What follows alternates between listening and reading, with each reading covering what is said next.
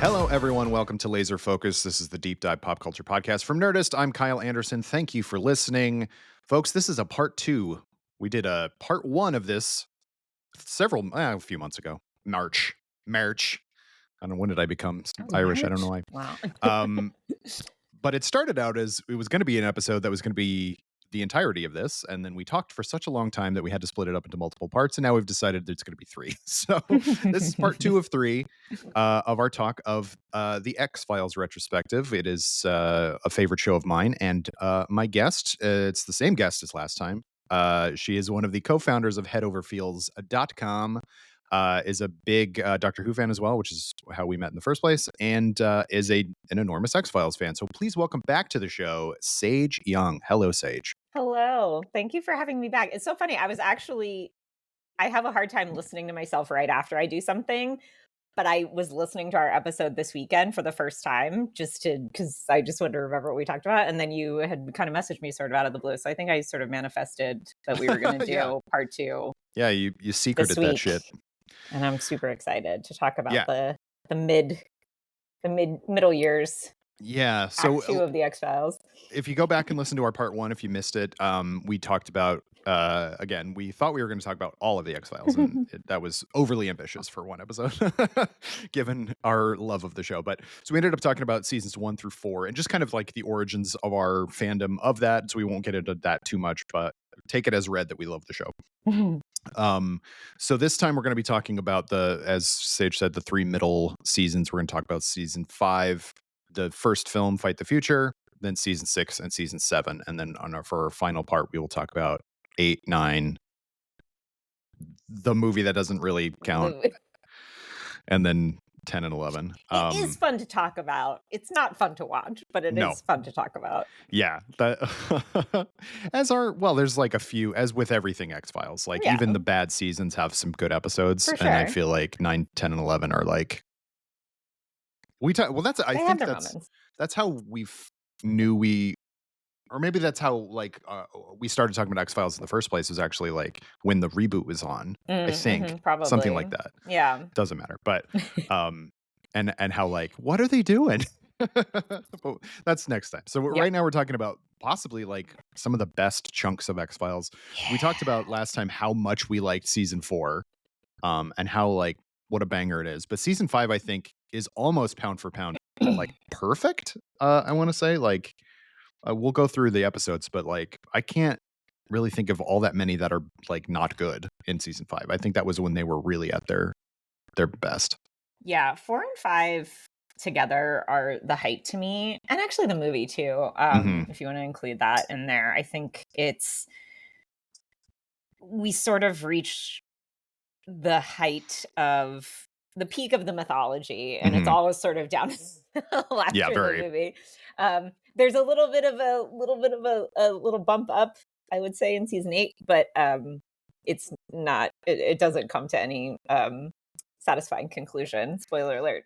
But it's like the standalone episodes and the mythology episodes in season 5 both slap. I mean, there's a few that I think are not great. Travelers, snooze. But it's so boring. Sorry, Bill Mulder. But a lot of them are just fun, and it's so blockbuster. Like, they have so many good guest stars and big moments, and you can tell this was like the height of the show's popularity. Oh, absolutely. This is like so this was 97. It started in fall of 97, and it went to 3 days before my 14th birthday. Nice, yeah. And summer of 98 was the movie. Yeah, it was the movie. And that was, so it was only about a month, almost exactly a month from the finale of season 5 and then the movie. So obviously they're like incredibly closely linked. The fact that they made 20 episodes of television and a feature film that all came out in 1 year is kind of insane. And that's the shortest of the seasons, I think. Right. Like, 20 episodes. Everything else was 22 or 20. Season 4 was 24 episodes. I cannot believe they did. Like, that is just such an old-timey style of television. Like, we've been watching, just for something to watch, Law and Order, not Criminal Intent. What's the one? Organized Crime. Yeah. And that's us 22 episodes. It's like, are they still doing this? Like, it's only Law and Order, I think, that still does it. They do. Bless them. But yeah, so it's the first 2 episodes, and they've done this a few times where it's a 3-parter, and the first part is, so they did that from season 2 into season 3, with Anasazi blessing away in Paperclip. And so here we had the finale of season 4 was Gethsemane, and then Redo 2. And these are really good episodes. Like, great place to start. There's so many, like, man, it's hard to kind of this is Michael Krichgau was in this one. Yes. I think that was the first one he was in, maybe, or close to. Can I remember when people show up is the problem. It's hard to remember. But this is the one that has, well, the finale of which is has that great, like, tribunal scene or whatever, when like Section Chief Blevins is like, tell me who it is, tell me who it is. And then it's him. It's him, but the best part of it is that Mulder was just guessing. He was right. That's the best part of that entire. He just goes for it. He just like Hail Marys and is correct. And I love that. Instead of explaining that he somehow figured it out somehow, he just took a shot. I think I always thought that he figured it out and that I just missed it. And then when we did the rewatch a couple years ago, I was just like, oh, no. That was just, he just said it and it happened to be correct. He didn't figure it out. Is this Krichgau's first episode? Gethsemane was his first episode. Oh, okay. But so it was this trilogy. Yeah. And they were always really good about picking, like, all the, the syndicate members and stuff like that. They were always really good at picking people with good faces and voices. Oh, great faces. Well manicured man. Yeah. Truly. Every time he showed up, we were like, yes, in our rewatch. Like, he's such a smooth mother effer. Yeah, that's what bummed me out in the movie. Like, it was a great scene for him in the movie, but like, I mean, John Neville is it's legitimately good actor. Like, he was, he's been around forever. So that was like a big get for them.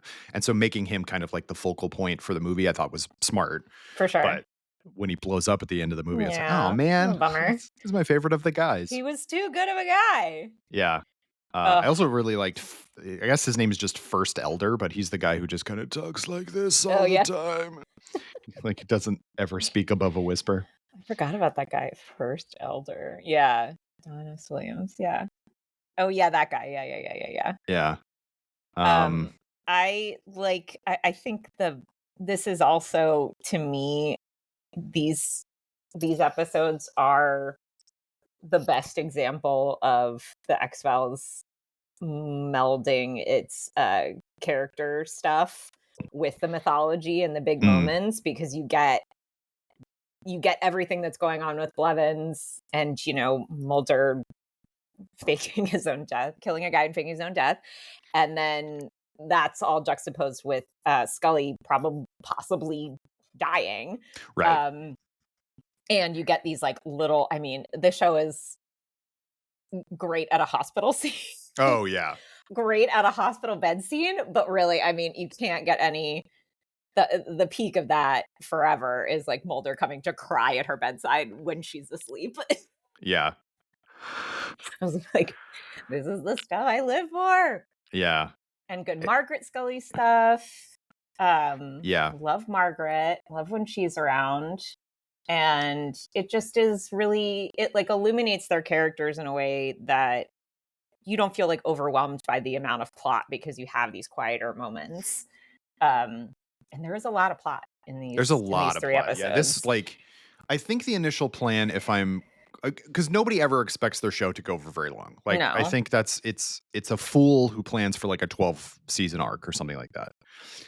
So I'm pretty sure Chris Carter only had maybe 5 seasons worth of, right. And then the fact they got a movie was great, but the show was way too popular, so they couldn't end it. So that's why you have to continue it on and kind of change things and, make new wrinkles and stuff like that. And that's that. From that point forward, kind of season 7-ish forward is sort of like, wait, what's going on? Like, yeah. I kind of lose, like, what does this have to do with Samantha? Like that kind of stuff. But at this point, I think I was still like fully on board. I also was like a child, and yet I still feel like I understood most of it. Like, at the time, obviously. Well, and you get to the point where this is kind of where is this not where Mulder becomes sort of disillusioned by everything? Yeah. Which I thought was a cool turn to take, because he thinks essentially that Scully was given cancer to make him believe this conspiracy. So there's not only he feels stupid, but also a huge amount of guilt to it. And I really like the arc of Mulder for the next few episodes being like, yeah, this is all nonsense. Like, this is none of this is real. And people coming to him asking for help, and he's like, well, sorry, used to believe, not anymore. Yeah. It's just it's sort of a fun tack to take, because it's not that he's become a skeptic, it's that he still believes that the conspiracy exists, but he thinks that he's been the patsy of it the whole time. Yeah. So he's like, there's evidence of all the stuff that he's found through the years, but specifically, like, Critchkow tells him that Samantha's abduction was faked and obviously he at this point already met the clones of his sister, which is like, so it was all for this, like, my dad was involved in this shady government activity that does have to do with aliens, but it's not what I thought it was. Right. Which obviously would be very hard to take, like, for somebody who is so kind of hard on his sleeve about all of this stuff. And so for the rest of the time, anytime there's a Samantha like episode, it's sort of, he just wants to know what happened to her in general. He doesn't think she was abducted anymore. Right. Which I think is really tough, like, because now it's even like less clarity than he had before. Like, because there's is it in this season or was it last season? Paper Hearts, that was last season. That was 4, yeah. Where he's, there's that serial killer who says that he probably killed Samantha, and he's just sort of like doesn't want to believe it. But at this point, it's like, well, now it could. I mean, it wasn't, but like, anything's on the table now at this point, because it wasn't what I thought it was. Right. And that's tough. Yeah, I agree. Like, I think that's such an interesting thing for Mulder to have. Like, he's still investigating all these things, but it's not from this, like, I believe everything kind of standpoint. No. And there's also a point in the end of the trilogy. I think it's the end, or maybe it's the second episode. There comes a point in the series where there's sort of a tipping point between from Samantha to Scully, like, being his priority. And I think at the beginning of this season, there's another instance of cigarette smoking man kind of like dangling Samantha some truth about her in front of him. And at this point, he's kind of like, well, that's not worth the life of this human being who's like right in front of me, because also I know you're not going to give me what you say you're going to give me. So it's just all kind of in vain. Like, that sort of carrot on a stick does not work for him anymore. No. And why would you ever trust him? Like, at this point, like, it's been years of like, when we get to Enemy, I will complain about why anybody would trust cigarette smoking man, especially the smartest woman on the show. But but a really great way to start the season. And then episode 3, we have Unusual Suspects, which is the backstory of the lone gunman, which is a delight. It's truly a delightful. This is they were not the creation of Vince Gilligan, because he wasn't on the show yet, but he kind of took them under. He's the one who was the creator of the Lone Gunman TV show. Like, he basically, anytime there was a good Lone Gunman episode from here on, it was him who wrote it. And it's great. And there's a whatchamacallit, a sequel to it a couple seasons down the road. But and also Detective John Munch is in it. Munch. I like Richard Bell's there. I think he's in the Guinness Book for playing being the actor who's played the same character on the most amount of different TV shows. Oh, there's no way that anybody else has touched him at this point. No. It's such a great cameo that doesn't have to make sense, except that they are in DC. Baltimore. They're in Baltimore. And I really like, I like this episode because you can take the gunmen at face value. They can kind of just be like this Greek chorus. Like, they can be like this like short, kind of weird, horny guy and a hippie guy, and then like a real like narc looking dude. And you can just take them at that value, and that's great. But the way that this gives the origin story, especially Byers is my favorite lone gunman. I met him in a convention a couple years ago, and I was so excited. But the way it shows him like being radicalized away from his job at the FCC, I think it adds something. And sometimes when you over-explain a backstory, it actually takes something away. But I don't feel that in this case. I think it's a really fun episode, and their chemistry is just so fun, and it's fun to see them come together like as a team, because they're all just so individually weird. Yeah, and none of them like each other, which is none of them like each other. There's a strange lady with a bad haircut who's trying to manipulate them. Oh, Suzanne Mulder has a Medeski. giant cell phone because it's 1980 adorable, whatever. Yeah. It's because it's supposed to take place in what, the 1989. Yeah, it's 88, 89. Yeah. Which sounds so old now. It was only 8 years prior, but that's very funny to me. Yeah, I love all of them. Yeah, Byers was always kind of secretly my favorite as well. Like, I also just like that, like, they just needed guys, and so they got some, like, Tom Braidwood, who plays Frohike, was just like the AD on the show. Yeah. And then 2 other like local Canadian hires back when they did that, and now they became like, actually, like, all of these, you know, Cigarette Smoking Man was a local Canadian hire, and they just continued on once they moved the show to LA, and I think that's awesome. Like, I love it when stuff like that happens, where there's just people who get to be like main characters on shows after a while, just because you stuck around and people like you, like on the set. I love that stuff. Yeah, same. Yeah, this was a fun episode. I think these, and what was I going to say? Also you get Stephen Williams back as X. He is not alive anymore at this point in the main thing of the show, but you just get to see how like connected they actually were early on, and like it's kind of such a low stakes problem, and yet it's all kind of filters into, because it's all just about, like, you know, what is it? I can't even actually remember what the means. I think it's like Defense Department secrets or something like that, but it's like they just happen to find it on a computer like Usenet or something like that. Like, it actually kind of doesn't matter what the plot of this one is. It's just the vibes of them, and then they get involved together. And this was the 100th episode of the XFiles. That's wild that was the 100th. Yeah. Which is cool. Yeah, good episode. Good Vince Gilligan episode. We'll call out. There's a lot of Vince Gilligan this season, which we'll call out. But a lot. There's a lot of Mulder and Scully, and individually Mulder, individually Scully light episodes this season because they were shooting the movie. So this is one that sort of benefits from them not being around all the time, to just center it around these side characters and have David kind of just like do a cameo, really. And they started doing that more and more, where like the I guess like the monster or like whoever of the episode would be the main character of the episode, and then they'd come in at some point. Yeah.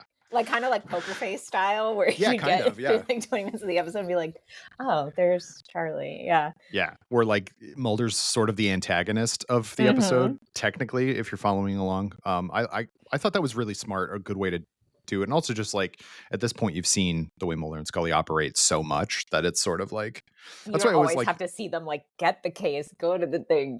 Yeah. I always like Doctor Who episodes where the Doctor and crew show up like 20 minutes in. Me too. Like, I always like those. Those are just kind of, you know, different pace, different chain. Yeah. Episode 4, we have Detour, which is sort of just like it's a fine like monster of the week, where there's like a human-sized chameleon man monster thing. It's like a Mothman kind of thing. Yeah. And they're supposed to be going to a team building seminar, which I actually do want to see the episode where they go to a team building seminar. Yeah. Where that actually happens and they actually make it. But Mulder really, really, really doesn't want to go. And he, ends up finding something in the woods for them to investigate. And of course, like drags Scully into it with him. And it's spectacularly stupid, because there's that scene where she like brings like wine and cheese to his hotel room, and he's like, I gotta go look for the Mothman. And she's like, are you serious? Mulder. And then he like hurts his ankle or something, and she sings Three Dog Night to him. It's Love Detour. And Anthony Rapp from Rent is in it. Original That's cast right, of yeah. Rent. That is funny when she's singing to him, because she's not got a good voice. He's like, you don't want me to sing to you. Yeah. And he's like, chorus. Yeah.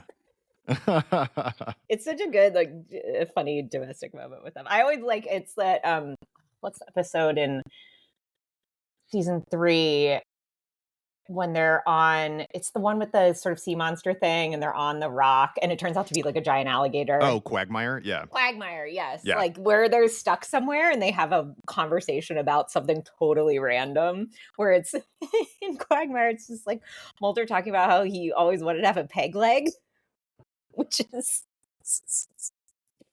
sure, why not? Yeah, and the sun comes up and it turns out they were like 5 feet away from the trail. Yeah. It's so I funny. love when they get stuck somewhere and have to just make it through the night and like shoot the shit. Yeah. Then we get Postmodern Prometheus, which is one of the standout episodes, I think, of the. So it's basically the Modern Prometheus is the subtitle of Frankenstein, and so this is sort of. It's shot like an old Universal horror thing. It's all in black and white, and there's a lot of like lightning effects, which is really fun.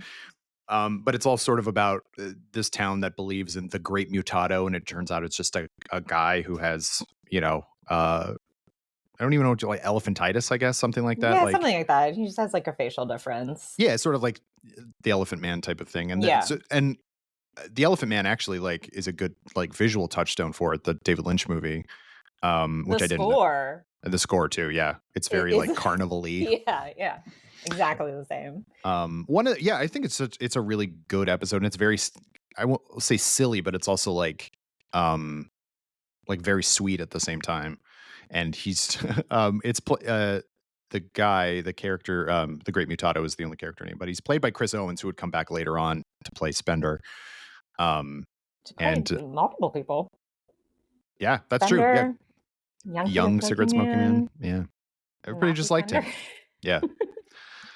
I love Postmodern Prometheus so much, and it's such a pretty episode, and bringing the whole Cher thing into it, because this kid is obsessed with Mask, is really fun, and all of the Cher songs. And Cher was apparently a big XFiles fan and she wanted to do the cameo at the end, but just like she couldn't do it schedule wise. So I think she had approval on the impersonator. She was like, I just got to see who it is, and then she liked who it was. So it was actually supposed to be her. But it's so, and I love the end. It's one of my favorite Mulder moments where he's just like not happy with the end of the story, where he's like, isn't there, if we're writing the story, like, why can't there be something better? And she's like, it's not a story, Mulder, it's case, it's over. And he's like, well, where's the writer? I want to talk to the writer. And essentially that whole last 3 minutes of the episode are just Mulder in his head rewriting what he wants to happen at the end of that episode. And as I will always tell new people to the show, just don't think about the plot of how they're trying to incorporate Mutado into the world, because it's weird and predatory and rapey, and there's a lot of that, I think, that happens in this show, unfortunately, that you just sort of have to overlook. And you can't excuse it because absolutely not. Well, I mean, Small Potatoes, which we talked about last time too, is like the guy's just a rapist. Like just the fact that he can shapeshift is like interesting, I guess, but like that's all he's trying to do. Like there's a legal term for that, isn't there? Like I don't know. Impersonation or something. I think it's rape. It's rape, but it's like rape by something. It's like if you're pretending to be somebody else. Oh yeah. It's like oh gosh. Not extortion, something like that. It's sort of like false pretenses or whatever. Yeah. So it's pretty, and it doesn't need to be there. is the real weird thing about Postmodern Prometheus. It's just like, that's a detail that doesn't really have to exist. It could just be, some other sort of story about this figure in this town who people think of as a monster, and he's Yeah. just a real guy like trying to make a connection with someone. But It was was the what it was. 90s. So it's the 90s. Nothing else was of It was issue, I the guess, 90s. in The the black and 90s. white cinematography, It's though, really, yeah. is so beautiful. And this one And was they look really written, beautiful in it. yeah, written and directed by Chris Carter, which he Mhm. only did a few more times going forward. Well, that's not true. He did a bunch, but uh, this might have been. It's definitely like a when Chris Carter does basically side episodes or Monster of the Week style episodes. I think those are really him just kind of going, I want to do this. I'm going to do this. For sure. Instead of like because it lives and dies on the presentation. Like Mhm, if it mhm. didn't look like this, if it wasn't kind of the tone that it is or whatever, Yeah, it's all about the it wouldn't form. it wouldn't work at all. And I think we kind of get that a little bit with Triangle next season, where Mhm. Oh, yeah, like the story of Triangle does makes no sense no, and has, like, no impact on the larger, no, like, arc. Yeah, none. yeah. But it's Um, so fun. but it's fun, and it's like they took their chances when it comes to like pushing the visual envelope for like Mhm. TV at the time. Honestly, I feel like we can't say enough about the X-Files. Like this was a big network TV show that had a ton of money by this point. Yeah. Um, two of the most famous people on TV, and they were also getting like, I think when did Gillian Anderson win an Emmy? Was it for this season or was it for She won for season 4 because I think season 4? Memento Mori was her, That's right. submission, yeah. Um, I think she won the SAG and the, Golden Globe that year too. I think she, like, yes, ran the table. absolutely. Well deserved. And so Mhm. by this point, they were the most popular show on TV, which is crazy that it was a Fox show. Yeah. And it wasn't The Simpsons. Yeah, Fox was still considered, like, the little upstart network at that Yeah. point, yeah. But yeah, by this point, they were just like, we could do no wrong kind of thing. And that's And they did almost, weird stuff, which yeah, was they did great. weird It's stuff. like, They could that's what take you should chances. do Yeah. with the freedom that success brings you. It's Do something absolutely. weird. I wish more shows would do that. I agree. So then we get a 2-parter, Christmas Carol and Emily. Devastating. They're Yeah, so sad. it's very sad. This is maybe the saddest of all of the things. Also, they have a tendency to do Christmas episodes on this show more than I ever would have guessed. And I mean, there's only a couple, but like it's still more than I would have guessed. Yeah. um, Well, next uh, season's was next the season, best. yeah, that one's the fun one. Yeah. These two are not fun to watch. I have to They're say not fun. they're good episodes, but I do not enjoy watching them. You do get to the point in maybe around this time in watching the show where it starts to feel like, can anything I know. can anything else happen to Scully? Can anything else befall her? This poor woman suffers more than Jesus. I'm just gonna say it. She does. But basically she finds out that she has this little girl is found, and it turns out that she is her biological child somehow, and she doesn't know how. But it has something to do with her being abducted and having her ova taken from her, which is horrifying. All things that aren't super dealt with in the writing, because as we talked about before, there were not very many women writing on this show. Yeah. But basically Scully discovers that she has this child and is ready to like adopt her and make her part of her family, and then she dies, and Merry Christmas. Like, Yeah, and that's Merry Christmas. and then and it's like she has this big they have the funeral for her, and her stupid brother and sister, he brings her sister-in-law who's like hugely pregnant to the funeral of her child. It's really brutal. Yeah. It's a good Mulder episode. I think he's like shockingly supportive. Yeah.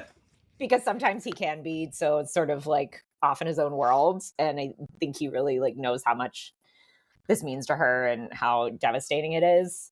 But yeah, I don't know what more there is to say about Christmas Carol and Emily other than that they are super sad to watch. Yeah. And also I just was like, her family are weirdly unsupportive. Like obviously this is a crazy situation and like something is going on, but it's like biologically that's her child. So like, and like her mom is even like, no. Yeah. Like, you owe nothing to this you child. would It's like, it's think. very weird. It's very, very weird. So after this, we have Kitsunagari, which is the sequel to Pusher, which is not as good as Pusher. It's not as good, but it was better than I remembered it being the last time I rewatched it. Yeah. I thought it was a real clunker, and it's really not. It's like sometimes both twins are evil. Like that's the log line of Pusher or of Kitsunagari. I mean, you can't one up the Russian roulette scene. No, I mean it's pretty good, but it will never be that level. It could never have done that. No. We do have to go fast because we have 3 whole seasons to go through. Oh goddamn. Schizogyny is the Killer Tree episode. Killer Trees. Skip it. I'm out. No, terrible. Also, it's just about like emotional abuse of children, which is like again not fun to watch. Not a bad like Maid episode, but not my favorite. So then we have Chinga, which is the one written by Stephen King, which is about the evil killer doll, which is kind of a your main character light episode, but I think it's scary. I think it's good. It's scary. Kid stuff is scary. Yeah. Dolls are scary. I love that Scully has this whole like experiences a whole X-File and just never tells Mulder about it because he would love to hear about it so much, and she just withholds it because she can't. And I just love that she just takes that for her. She's never going to tell him about the haunted doll. And he keeps calling her because he's so bored. Yeah. But she goes on vacation and he's like, he can't like function. So he keeps calling her every 5 seconds.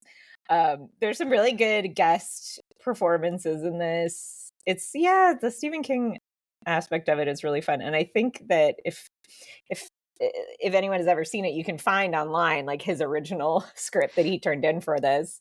And Chris Carter basically like took a big red pen and took out all of the shippy stuff that Mr.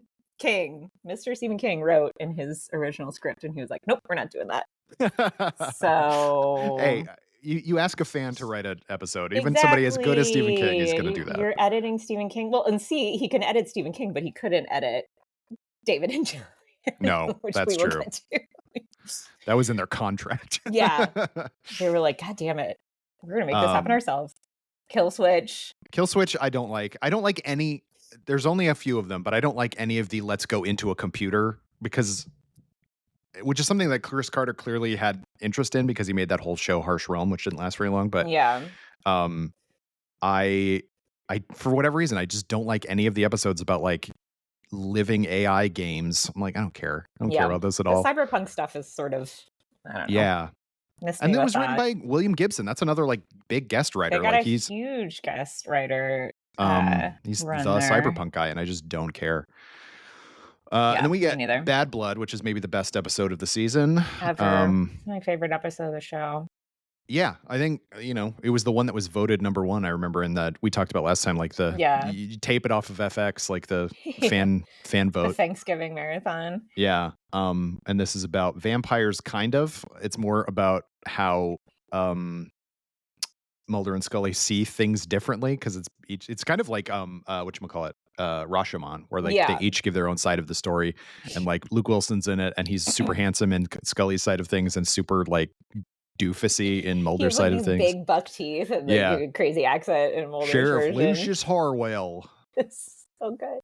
I believe it was an episode of the Dick Van Dyke Show where Rob and Laura tell 2 different stories about like a dinner party or something. Oh, that's interesting. And that was the inspiration for this, because it's just like the person who knows you the best in the world, and what are the things about you that annoy them, and what are the things about them that annoy you, and just like times 100. Yeah.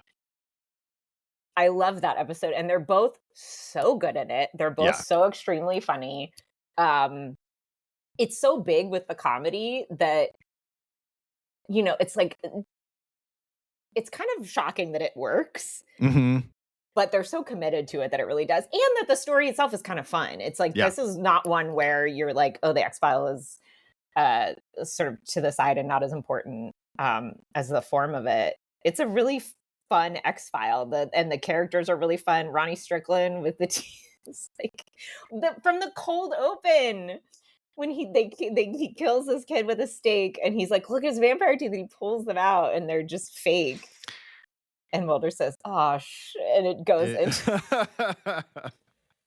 the theme song. It's just, oh, we're being silly. We're being silly this week. That's what's happening, and just kind of prepares you for it. Luke Wilson, super funny. Yeah, and there's just a lot of like goofy cuts. Like there's the runaway RV is just kind of going around in circles, and they're trying to shoot the tires, and then they're missing. And it's like, I don't know if you ever actually tried to shoot the tires. It's very hard. Like the rewriting the Cryons, because they both remember that the hotel or the motel had a different name. Yeah. My favorite line of that whole episode after Mulder comes back to the motel, and Scully's about to put money in the magic fingers, and she ordered a pizza, and he asks her to do another autopsy. He doesn't ask her, actually, he just tells her. Right. And she goes on that really long rant about how she hasn't had anything to eat that morning since a half of a cream cheese bagel. It wasn't even real cream cheese, it was like cream cheese, on and on and on and on. Yeah. And then she leaves, she slams the door, and the painting on the wall kind of goes like this, and Mulder's voiceover just says, "Finally, you left." Makes me laugh every time. Like I love it when they get, I talked about this last time. I love it when they get sick at the sight of each other, because it's just so real. Like, you're living in each other's pockets. Of course you do. Yeah. And Scully's side of things is always that Mulder has these crazy theories that come out of nowhere, and like he makes her do stuff, and then his side of things is that she's constantly being like, "You're an idiot. We're not doing like." And it's he's so like funny, very tentatively presenting things to her, like, I maybe think we should go to this. And they're both wrong, but not entirely. Is the best part. They're both a little bit right. Yeah. I love it. It's great. Definitely, I mean, probably, as you said, best episode of this series.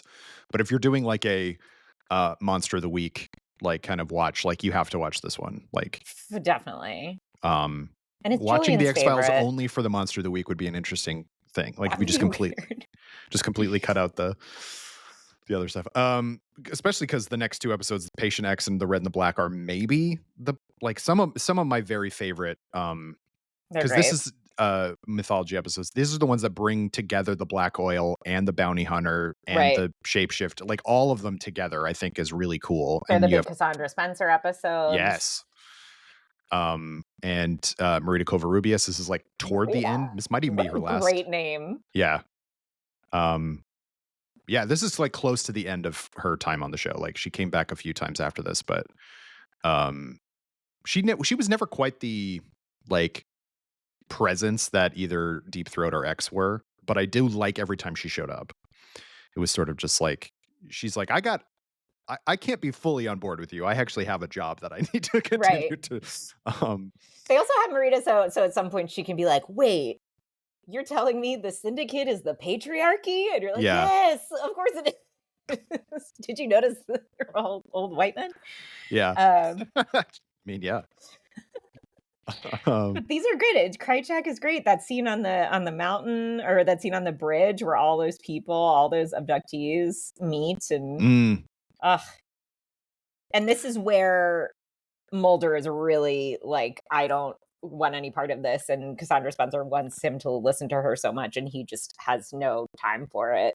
Yeah. And he even has like Scully do that regression hypnosis, and kind of he asks her to do it, and then he sort of like disregards what comes up in it for her. So he's really at like the bottom of the barrel as far as belief is concerned. The nadir of it, but it's like it's literally everything all coming together. Like, and this was the first Spender episode too. Yeah, like Jeffrey Spender.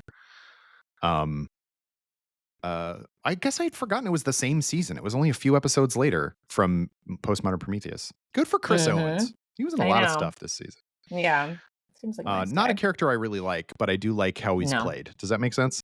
Spender is kind of a dick, but he's a weasel. That's the point of the character, I guess. Right. So he's doing a good job.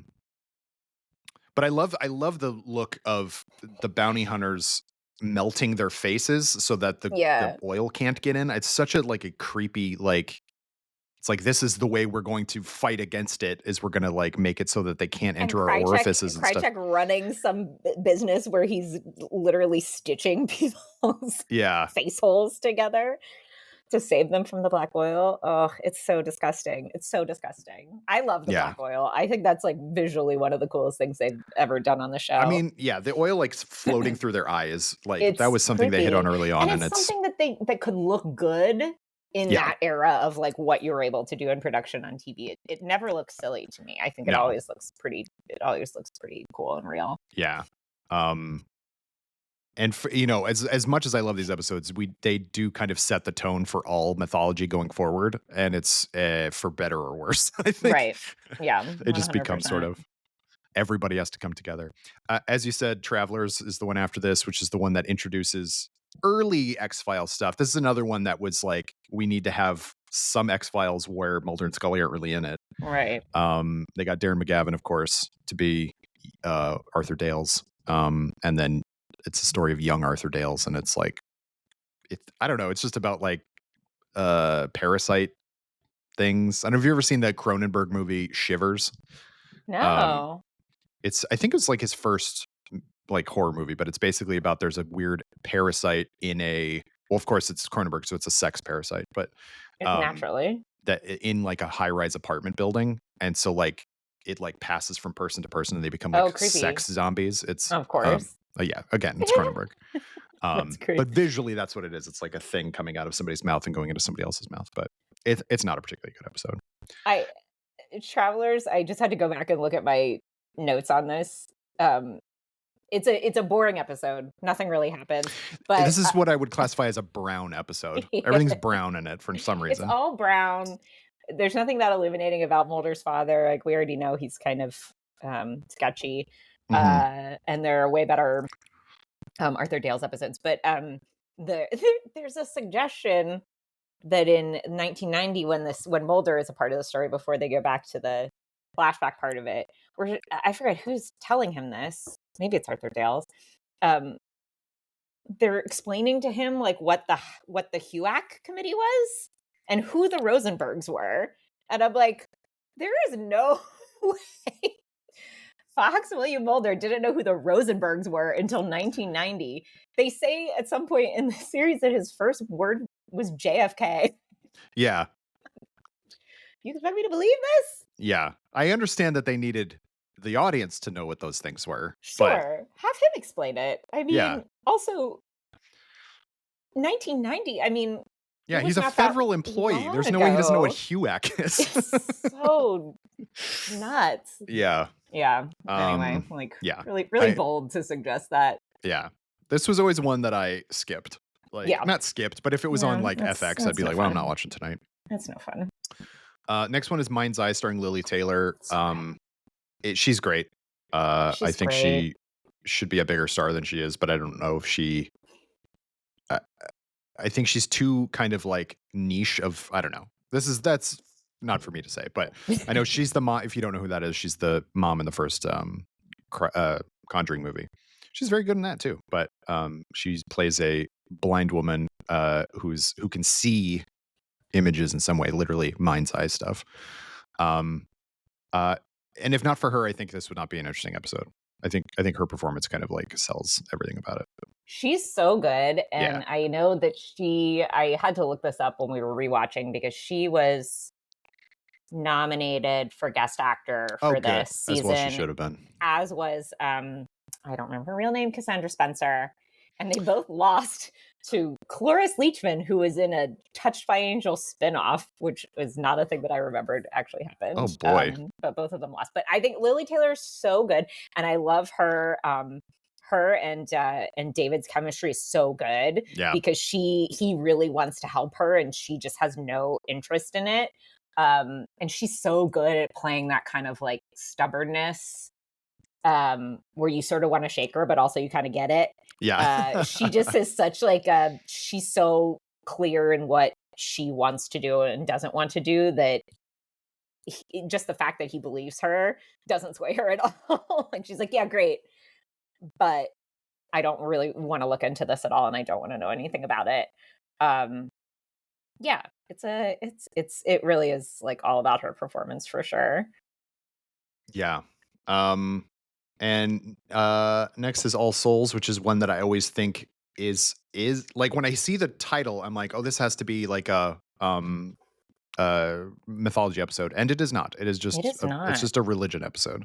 It's a religion episode where Mulder is he's really walking a thin line on this one. He treats Scully like she's like some religious nut. Yeah, that's always something that bothered me about like she's Catholic. Like that's all she is. She's just a Right. Catholic. Like it's like she didn't grow up speaking in tongues. Like she didn't do anything No. like and they have gone and like actually investigated like more there's the episode with the snake healer and stuff like Oh, that. Like yeah. We'll get to that. um yeah, and so he always just treats her like how dare You he was so mean about he's it. yeah. It is a cool idea. I grew up Catholic, and I do not. I If you did. say I grew up Catholic, means I'm no longer Catholic. That's That's right. Lapsed Catholic. We yeah, all grew lapsed. up Catholic. But Catholic Elapsed. mythology, I think, is really interesting. I think, Like anything Catholic horror related, yeah. give it to me. Did you see the first Omen? I did. I really liked it. I did too. I did not expect to like it as much as I did. I I thought it didn't was love the ending. sure. The Well, very, the very stuff that's a end. little too like connecty. Like, yeah. But everything else about it I thought was great. And I had watched Servant with that lead actress whose name I can't recall, but I thought she was awesome in that. And we love a new Scream Queen. She was terrific. She was really good in that. Like, holy cow! But that's the kind of stuff that I'm like, I super connect to, and also like any like traditional vampire lore is very Catholic, like 100%. Catholic coded and stuff like that. Yeah.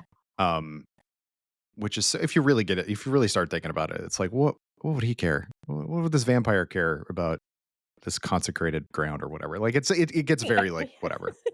Unrelated. I love that way. I've been reading the Vampire Chronicles for the first time, and I do love that Anne Rice is like, yeah, no, they can go to church, like yeah, and they can walk into your house, like they can do whatever they want. It's actually not a thing. God doesn't. And she was like very famously an atheist when she wrote those books, so she's writing about all of this like occult stuff that's like built on this idea of like heaven and hell and God and the devil and demons and stuff, and she just makes up like kind of scientific reasons for all of it. Yeah, I think that's very reasonable. Yeah, it's super fun. Anyway, sorry, off on a tangent. I forgot that this is about like angels having children with human women. Yeah. I also forgot that. I don't really remember much about this episode, if I'm fair. Like, Emily Perkins was in is the lead girl actress in it. Who was in Ginger Snaps, also along with Catherine Isabel, who was in the Evil Tree episode a little while ago. Again, they're using. She was Beverly in It, the miniseries, which I love. Oh yes, that's right. Yeah, she's young Beverly. I always forget about who the kids are. Well, Seth Green was one of them. Yeah, Canada, exactly. Vancouver. What's after this? Bluffarian is really good. Yes. Which one is this? That's the one where Mulder goes like undercover, and it's these people who are trying to the domestic terrorists. Oh right. Oh yeah. This one is really like intense. Because it's all just about like a biological weapon. Like so he's like sent to infiltrate this group, and he can't tell Scully about it. So she thinks that he's like gone crazy. Yeah, like become a terrorist. Kind of. She thinks that. But it's this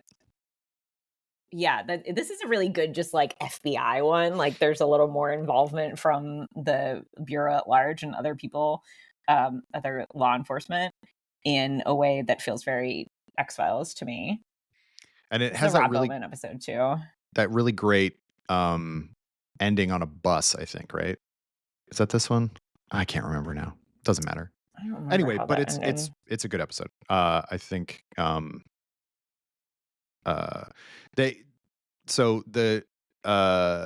influence of this one was The Spy Who Came In From the Cold by John le Carre, which is a really good book. And Sam Anderson's character is named Lemus in it, which is the main character in The Spy Who Came In From the Cold. So not even really trying to hide it that much. Yeah. They never really did. No. Folie à Deux, I think, is a really fun episode. And it's Folie à Deux, of course, is a madness shared by two. You'd know from the second Joker movie, which is awful. Oh, boy. But it's about people seeing that people at an office are actually like bug monsters. It's sort of They Live inspired, but like not everybody. And then, of course, there's like, this was the age of going postal, so there's like people taking guns into work and stuff like that. So it's a rough episode to watch, but it's I really thought the bug creatures were like very scary looking. They are, especially because they're like the size of humans. That's what really makes them scary. And the sound that they make also. Oh, yeah. Like, yeah. Man, they were always really good at the sound effects on these. They really were. Yeah, it's a scary one for a lot of reasons. It's hard to imagine that making it onto TV now. I'm always surprised, especially in rewatching like the early 90s, what they got away with. Like, certainly there's like gore, I won't say gore, but violence on TV, even on network TV nowadays. But back in the 90s, I was really surprised at how.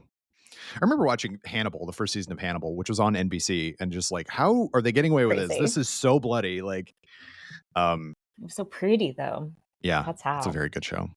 Yeah, I think this was, this predated Columbine. It's just like we're not living in the same world that we're living in now, where people are much more sensitive to that kind of stuff, as they should be.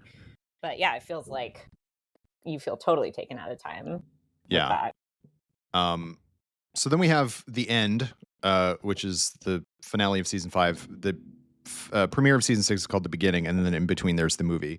And watching them in that sequence is very weird now, because I don't think the movie really feels like it's part of the whole storyline. Like yes, they end, like the XFiles is done at the end of the end. But like none of the characters are really mentioned. Like Diana Fowley's not in the movie. Thank God. Gibson Praise is not. Gibson Praise is not in the movie. Is not in the movie. No, it's true. No, this stuff doesn't really continue into the movie. Krychek's not in the movie. Like it's weird. Movie. Yeah, it continues into the like season 6 premiere, but it doesn't continue into the movie. Gibson Praise will be around for a long time, though. He sure will. He sure will. For better or for worse. And he doesn't like that kid. Do a ton after this. Like, and he's good in the end, because he's like this sort of semi-psychic chess wizard. And he's under threat of assassination because of things he knows. Mm-hmm. But it's like, it's got so much like, Spender's in it, Smoking Man's in it, Krychek's in it. Diana Fowley, as we mentioned, is one of the worst characters ever. All of the syndicate, the lone gunmen are all in it. Like, they really brought in it's the gang's all here. The gang's all here for sure. It's Diana could have been a good character. Is the thing. She just has one characteristic, and that's it. It's just like she could be a more complicated person, but from the first time you see her, you're just like, that is the other woman, and then never did she ever show any other shade of herself. No. And then of course she's going to be evil because she's the other woman. Like, right. They can't both be good. They can't both be good. She can't be back for no reason. Right. And she acts so sketchy the entire time. And then they're like, surprise, she was in on it. No kidding. Oh, I really just like do not like that character. I grit my teeth through Diana stuff with apologies to Mimi Rogers. It's not her fault. No. But Diana is, and into season 6, that's one of the reasons why season 6 doesn't totally hang together for me, because the Diana stuff is really just, it's like Mulder and Scully are at each other's throats, and like he doesn't trust her at all. Not at each other's throats, but like they're very disconnected. And then you get into these Monster of the Week episodes and they're like besties again. And so it just doesn't all gel in the way that it should. It doesn't make it seem like all of that is affecting but this is not the show for continuity. Very true.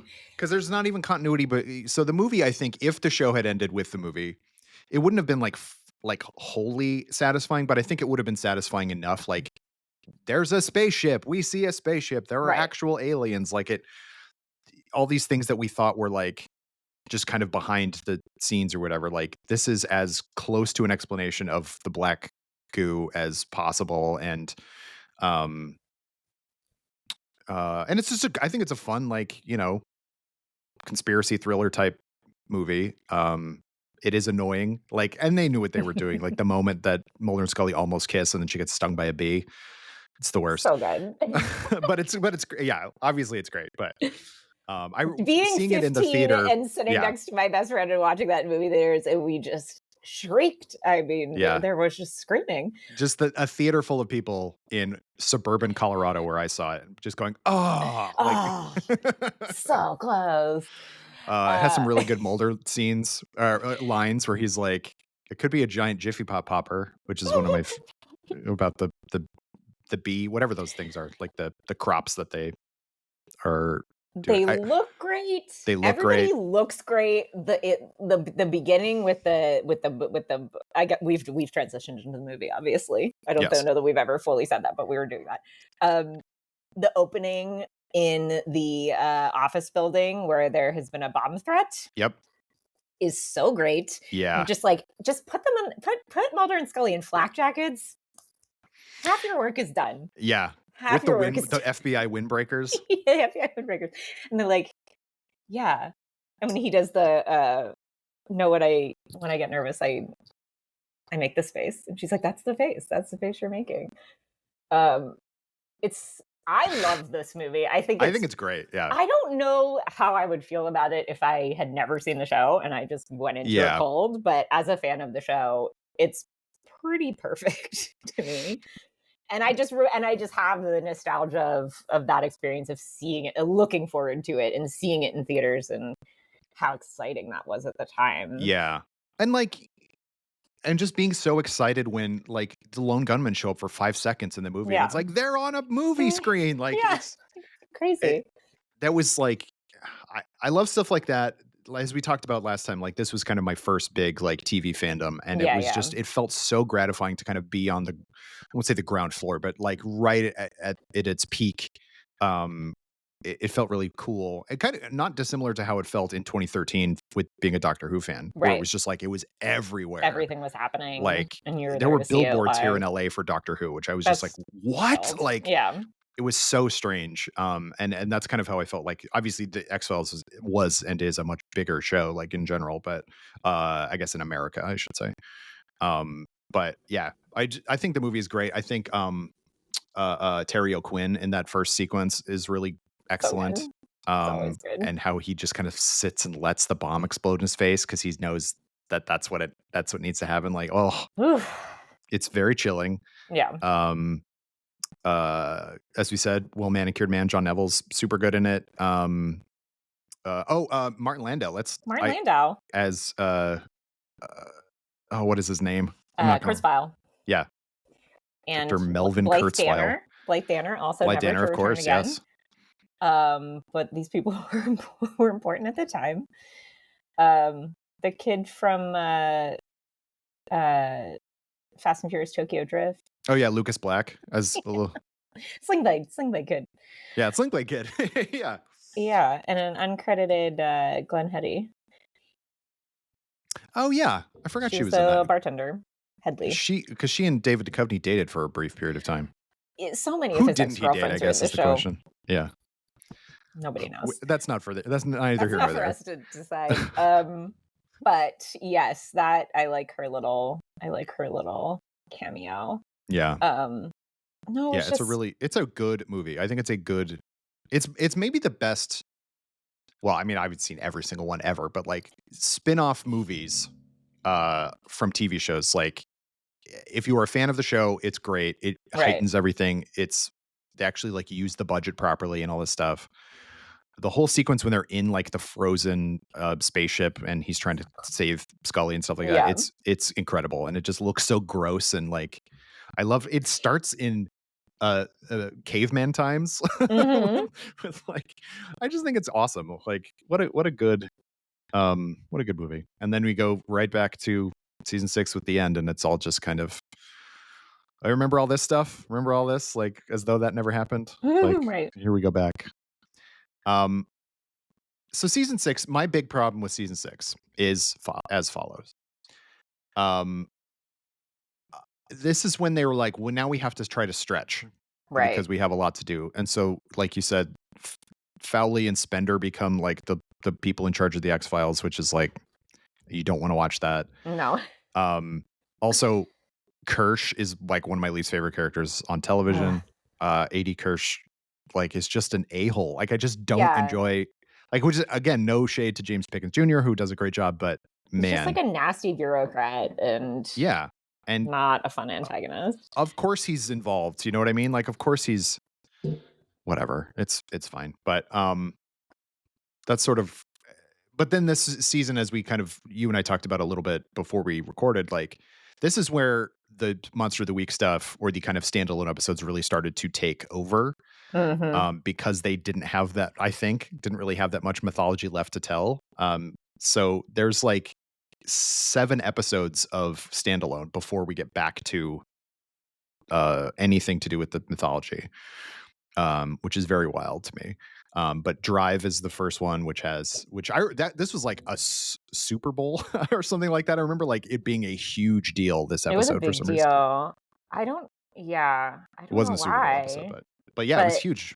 It's for sure like Breaking Bad precursor. As many of these episodes are, many Vince Gilligan episodes are really cool. I love the opening of Drive where you're watching it on, like, it's like you're watching a live chase on TV. Yeah. And his Crump's wife is like sitting and you're seeing it from presumably like a helicopter news camera. And she's in the car and she's just like hitting her head against the glass. And then all of a sudden her head explodes. Yeah. Just a crazy good cold open. And, something I don't think they had ever tried before. But the idea of seeing something that horrifying from that sort of vantage point and just being like, what is going on? Yeah. I think it was really effective. And it's just a really good kind of two-hander too, like with Mulder and Bryan Cranston, like so as good. This awful man, like, and like Mulder has to try to save him, and like he's he's a backwoods racist basically, and, and he's like, you got to stay alive, just stick it to the government. Yeah, which is so true for us all. Yeah, I think it's a really excellently written episode, and it feels like they were trying to do big things like the movie, but on TV. And I think largely they, in terms of scale, kind of succeed in a lot of ways with this season. Because there's that. And then, like we mentioned, Triangle, which is the next episode, is all basically done as each commercial, like in between commercial breaks, is one continuous shot. Right. Or 2 maybe layered on top of each other, like split screened. But it's all done as though it were, a single take. And like I remember watching, was it a behind the scenes or something like that, or on the DVD, but where like when Scully goes into the elevator and going to the other floor at the FBI office, they literally just turned it around. They like reset the set essentially. Yeah, and she just kind of stands there and waits, and then when she opens it, it's a different floor. It's incredible. Like, it's so good. Also, her waiting acting, her like anxious, like, this needs to happen acting is so good. I love that all Triangles, like Scully, like threatening her coworkers in the FBI. She's like going around being like, if you don't do this, I will kill you. Yeah. She's great in this episode. Like we said, really, when I rewatch Triangle, I'm like, the story doesn't mean anything. It makes no sense. It's sort of Wizard of Oz, but also I don't know, who cares? Like, it doesn't. And you were really... there, and you were there. Yeah, it's exactly that. Yeah. But the story itself of why he tries to find the boat and what the boat is, like, none of that makes any difference to anyone whatsoever. But it is very cool to watch, and everything about it is cool. The score is cool. The costuming is amazing. That red dress they put 1939 Scully in. Oh yeah, classic. Yeah. Apparently, I found this out when we did our rewatch during my research. This was this editor's first episode. They had a new editor for this episode, and this was the first one that he had to do. Oh boy! And that feels nuts to me. Yeah, that is. He did a great job. Yeah, absolutely. Like, way to throw you in to the deep end. And it's kind of a cool idea, you know. There's like a ghost ship, and like idea. in the Mulder thing, it's all timed, you know, like everybody's, but like the ballroom is so huge and like expansive and stuff like that. It's really an amazing, like, looking episode. This is another one I remember very vividly watching at the time. Like, I can remember sitting in my living room watching this one. Me too. I remember sitting in my basement and watching it and being kind of beside myself. Yeah. It's truly, yeah, it was great. It's again, it's just silliness, but like I think this is Gillian Anderson. This was like, and it's weird to say because like she's been gorgeous forever, but like and continues to be so. And Like continues to that be drives so. me nuts. Yeah. Like, how is she better looking now than I she don't used to be? know. But this was right when okay, so 98, I would have been 14. This is like, come on. Yeah. Smack dab in the middle of me thinking she was just an absolute babe. Yeah. 100%. And so yeah, that was this is a winter time for me. This is like formative Kyle time. And we'll leave it at that. Formative stage time with yeah, David has had a big influence on the rest Sure. of my existence. Yeah. As they both have, actually. Honestly, yeah. But they shot it on an actual boat, which is cool. Yeah. On the Queen Mary. Oh, because we have not talked about this. This is when the show moved to LA. Yes, production. back when things actually shot in LA. Yes, which is one of the reasons, I guess, why they burned the office down, because then they didn't have to move it. I don't know. Not really. I guess that's true. But they do just burn the office down. Yeah. Yeah. So now they're in LA. So the Queen Mary is a hotel, but it's a ship that's just docked and is a hotel. So that's where they shot it. All of the scenes on the Queen Anne, which is why it looks so cool. I've never actually been to the Queen Mary. I never have, and I would very much like to. They do like ghost tours there, that kind of stuff. Oh, that'd be fun. I don't care for, because they just like put fake ghost noises in. It's like, right. Don't be doing that. If they did a triangle tour. Yeah, that's what they should do. Like, what is shot there? It's also, excuse me for using male pronouns for the editor. Louise Innes is her name. This was her first episode. I see. Triangle. Louise. Yeah. Corrected it. Sorry about that. I forgive you. On behalf of Louise. Next two episodes are Dreamland. Wait, hold on. I'm sorry. Please. We cannot go past Triangle before we talk about the most poorly lit, long-awaited kiss in television history. Yeah. You can't see anything. And I was still like levitating, I think, on my couch. I was so excited. We love this is when we talked about season 6 in our recap post, it does all of the they just kind of throw in all of the fanfic tropes. Like you get like fake married, alternate universe, like all of the things. There's only one bed, you know, all of that stuff comes into play in season 6, and it starts basically with Triangle. And Chris Carter is such a hateful man that he did not want us to see anything. But it happened, and it was great. And I love the scene in the hospital bed afterwards when Mulder wakes up. He does this, like, David does this really cute thing where he's because he's laying on the bed and Jillian's standing in front of him, and he just like kind of like takes his finger and like lightly taps her on the hip to like he's like emphasizing something that he's saying. Yeah. It's just like such a cute moment, like such a little intimate, off the cuff, like unwritten moment that's so good. But yeah, it was both a wonderful and a disappointing episode for all of us who had been waiting for that, because it happened, but we couldn't see shit. Yeah. It's I mean, this was back in the tube TV time, so nobody could see anything. Nobody could see anything, and you can't see it now. I think if you go onto YouTube, some people have done like tried to lighten incredible. I gotta say it. Yeah, there's only so much you can see. So then we have Dreamland and Dreamland 2, which are Dreamland. Body swap episodes. Body swap, another trope. They're doing all the fanfic. They're doing it again. This does introduce Michael McKean, another Breaking Bad or Better Call Saul person. This one was co-written by 3 different people. It was Vince Gilligan, John Shiban, and Frank Spot, and it's basically like the 3 main like writers of the time. Yeah.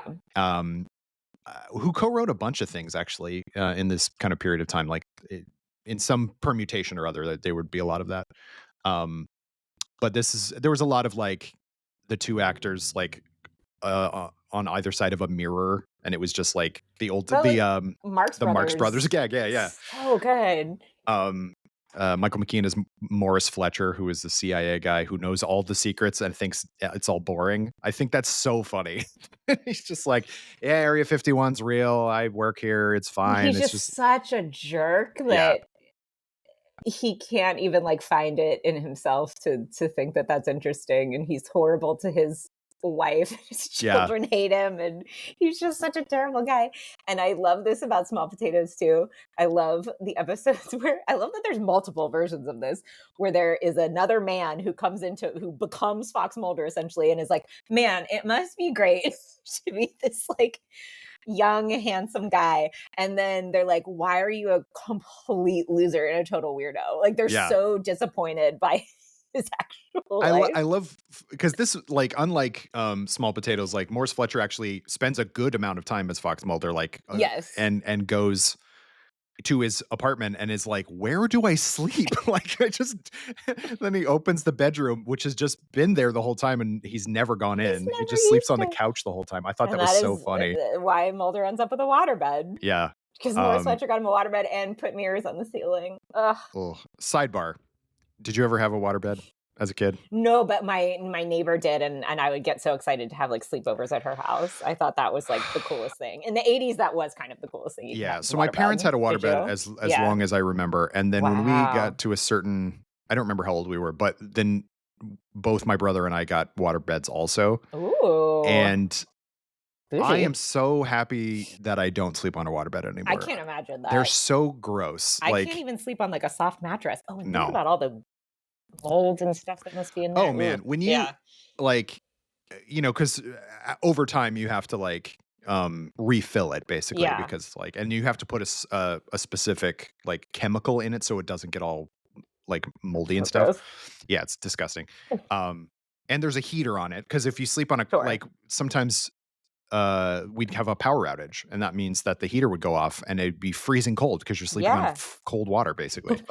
It was not, your bed is freezing beneath you. Yeah, it's I don't know why anybody thought it was a good idea. I don't you also look, I don't want to think about it any more than I want you to think about it, but people did this for sex purposes for the most part. Like, I don't understand actually what good that does. There's no purchase. You can't. There's no.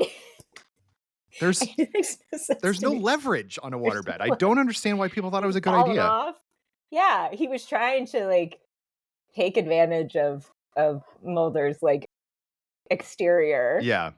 And first of all, that scene where he tries to seduce Scully is so funny, because she like is like, are you insane? Or have you actually lost your mind? Jillian is really funny in these episodes.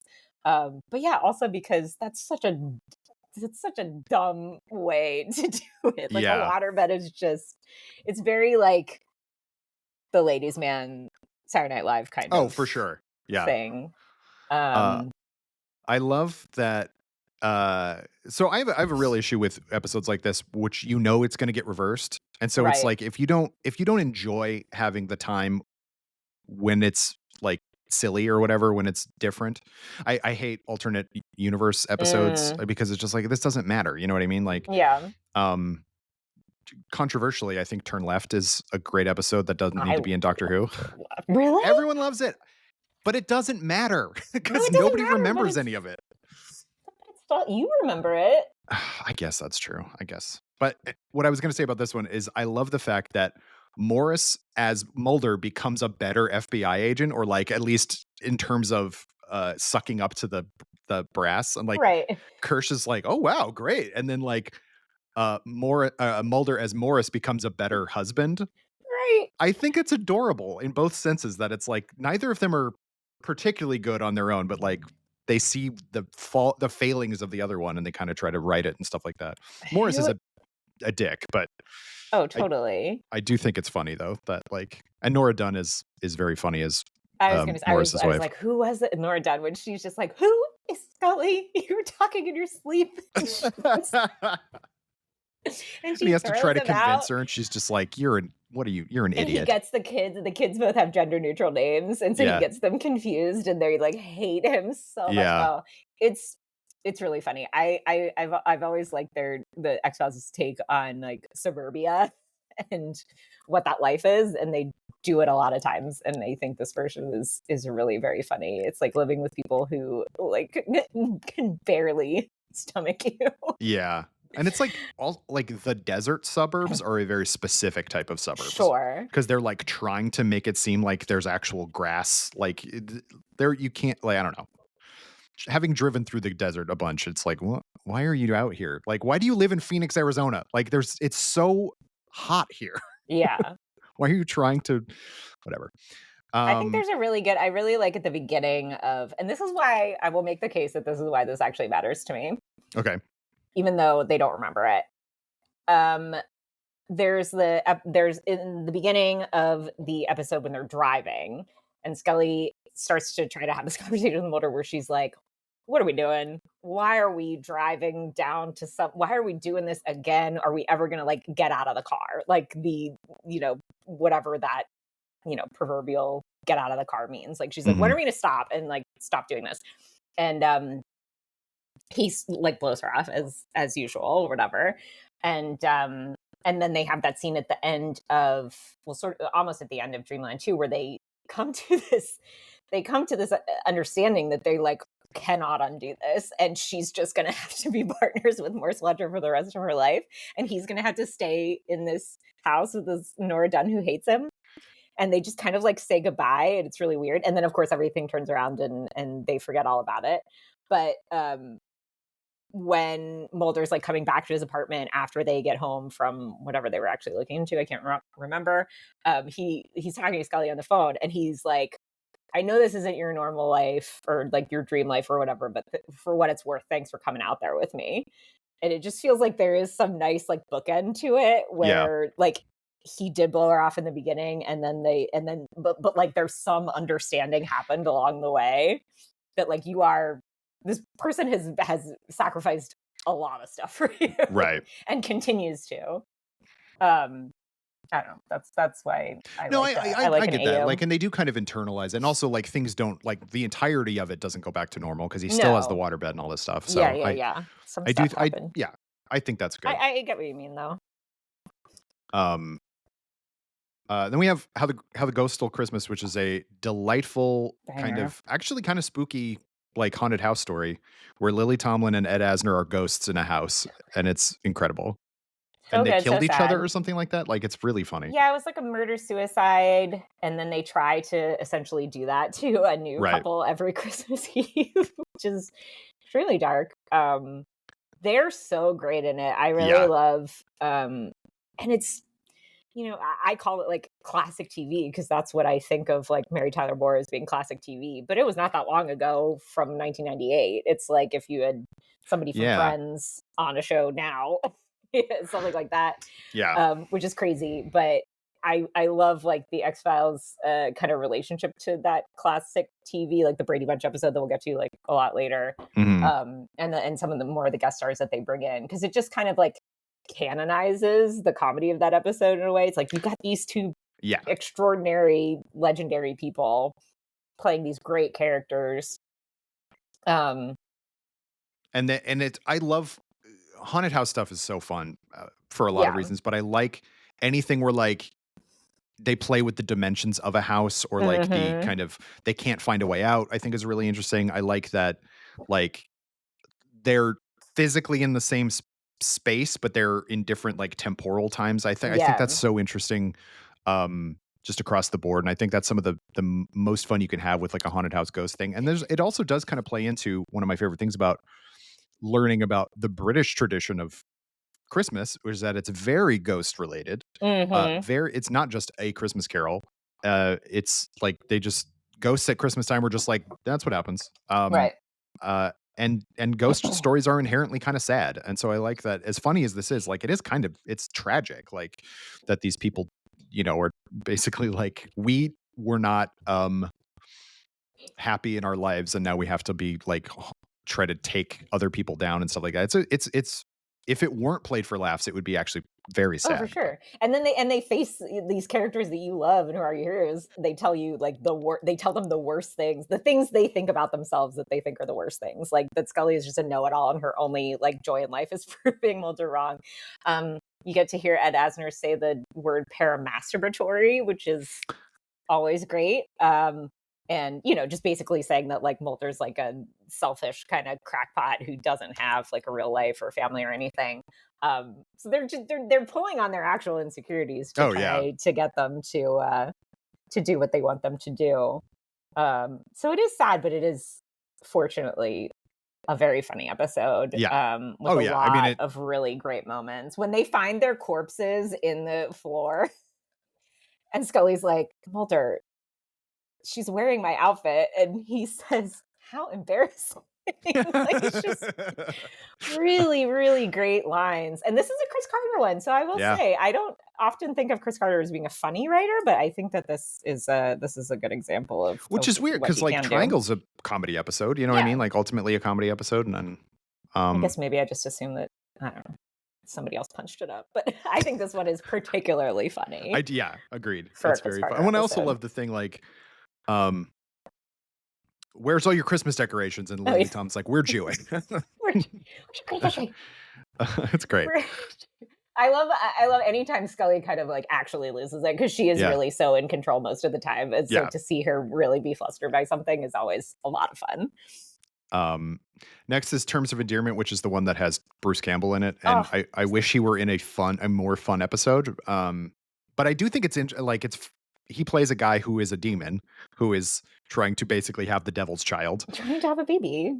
And it's weirdly relatable. Yeah. It's like, taking that story, kind of like The Omen, but like doing it, flipping it around.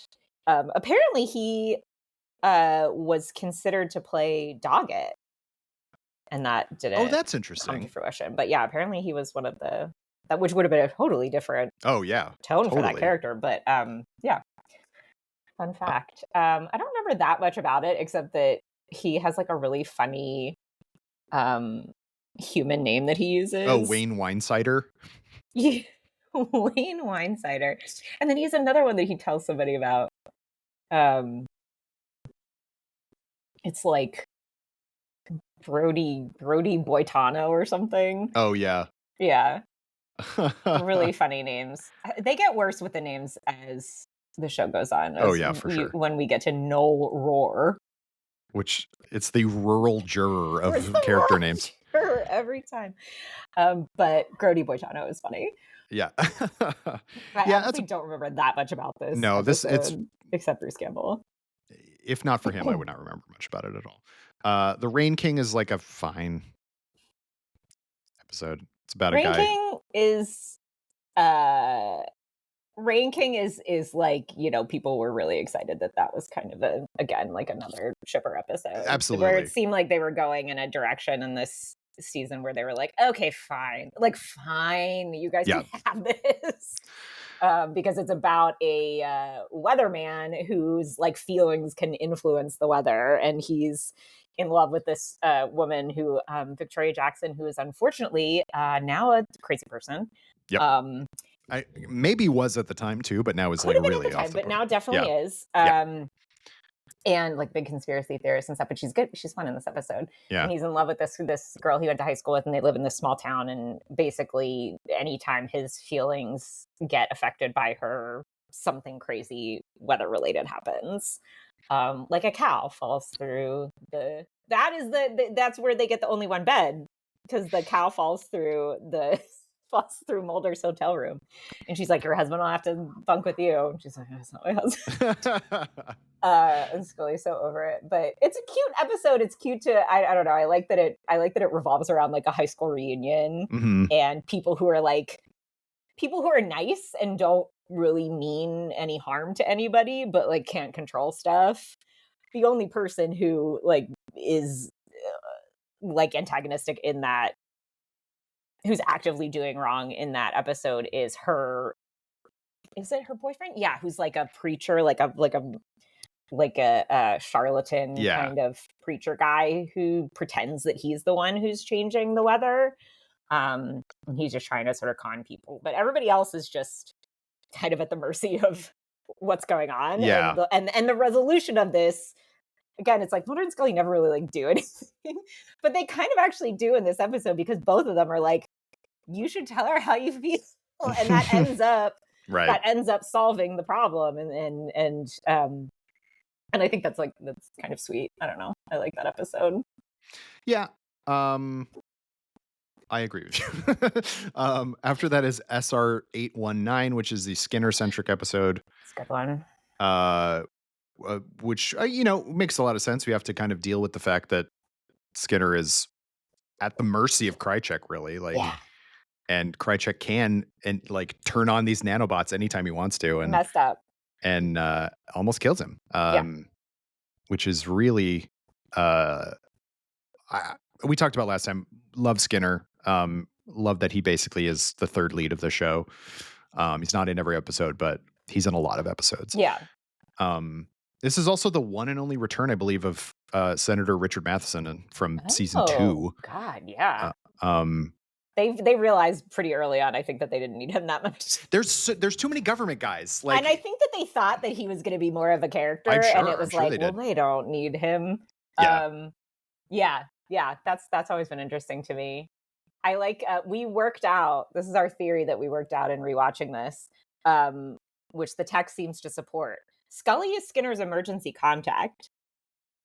Every time he's in the hospital, she's the first person that shows up. And I just think that's neat. And he has that great scene in this episode where he sort of like apologizes to her for not, like, he should have stood up for them more and should have like fought for them more. Mm-hmm. And she's like, "Are you crazy? Like, like you literally are almost dying right now." Like, but I'm glad they sort of put to bed the is Skinner good or bad. Yeah. Pretty early on in the series. So, because there's like interesting stories to tell beyond that, like in this case where he's literally being controlled by someone else. So it doesn't necessarily matter what he wants to do. Great Skinner episode. Yeah. And Mitch Pileggi is just, he's great in general. But when he gets to do that kind of like, well, it was like in season, whatever that was, 3, I guess, when he and X have a fight and he's just like, here's the thing. Like, you're just like, hell yeah, Skinner. Because he's so kind of stoic, and he does, being an assistant director, he does kind of have to play by the rules. And so he's often at the antagonist position. But then when they have somebody like Kirsch involved, it's like, okay, you see how actually helpful he was. Yeah. And his like stature too, like how like large he is, and that he was like a military man, like all of that kind of feeds in to like his whole aura, as the kids would say. Skinner has aura. Sure. Does he have aesthetic? I think that's what it means. Kids, you need to stop using these words that are verbs. Is he Sigma? I don't know what that means. Boy. Skibbity toilet? I'm done. I'm not saying anything else. I mean, definitely not that. He's Whatever not a head, that is, I don't know a head sticking out of a toilet. Oh God, I hate it so much. There's a movie coming out Skinner about that. Skinner has aura like crazy. There's a movie? Yeah, there's a Skibbity toilet movie coming out. I can't. I think Michael Bay is directing it. This is not a joke. This is not humor. This is for real. All right. Well, good for him. Yeah. Oh, can we also point out that the woman who played Skinner's assistant, I don't remember what her maiden name was, but she and Mitch got married and have been married for years, I believe. She used to be, I think she was Jillian's stand-in earlier on in the show. Right. Arlene, and then she started to play Skinner's assistant, and they are married. Yeah. Oh, good for them. Yeah. Coming up on 30 years of marriage. Good for them. That's amazing. Good for them. Oh, I really like this next one. Yeah, Tithonus, something like that. I never know how to say There's so many words that are the titles of episodes, and I'm like, I am just guessing that this is what it is.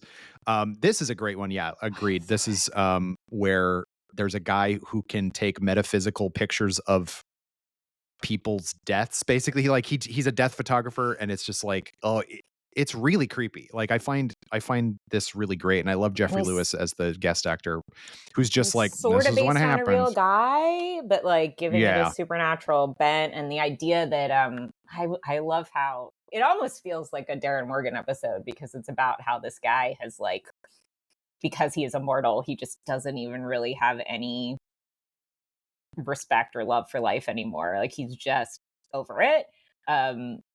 And that feels a little Darren to me, though it might have been a little bit of a quirkier episode. I think this one is pretty scary and pretty dark, and there's one of the most violent things I think I've ever seen in the X-Files is that scene where Scully thinks that she's saving that sex worker from being killed by somebody, and then like right as she saves her, she just gets mowed down by a bus. Yeah. Or a truck, like a semi-truck, something like that. And you see it straight on. It felt very, very aggressive and violent. But it's a scary episode, and they tried to close the loop on Clyde Bruckman telling Scully that she was immortal. Yeah. By having her like survive this situation, but also they make nods to that going forward. So in my mind, she is still immortal and will never die. I think that's reasonable. Yeah. I think that's a reasonable assumption. Well, it's like that old Stephen Wright joke. I plan to live forever. So far, so good. That's good. Yeah, exactly. Like, unless you show me Scully's death in canon, then she's still alive. Yeah, 100%. But I really like. Interesting. They used several of the scenes were filmed on the sets of NYPD Blue. Well, that's interesting because famously all the Law and Orders are filmed in New York, but that's not true of most shows set in New York. Most shows set in New York are not. I remember what my mom was watching one time when I was home. My mom was watching Castle, and I was like, "Where is this supposed to take place?" And she's like, "New York." And I'm like, "You know how I know it's not New York?" And she was like, "What?" And I was like, "Because you can see the sky behind them." Yeah. The building is not tall enough to hide the sky. Like watching The Good Wife the whole time, where they're like, "This is Chicago," and they're like standing on 6th Avenue and 51st Street. Not Chicago at all. Not Chicago. But yeah, super, super good episode. I love the stuff like that where like kind of weirdly death focused episodes. I think are really like the fact, and it's not the first time they've had like photography death kind of like, because there was that episode where there was like the messed up Polaroids or whatever. Right. And so this guy he takes pictures of people as they're about to die and then is able to be immortal because of that or whatever, or just became obsessed with it. I can't remember the ins and outs, but he basically gets shot a bunch and then he's like, I'm fine. Like it's really, it's bizarre. It's a bizarre episode, but I really like it. After that, we have Two Fathers, One Son, which is another very spendery episode. Yes. Very Diana episode. Yep. Oh boy. Then we find out Cassandra's got she's a green alien. Right. I'm trying to remind myself what happens in this. The bounty hunters in this one.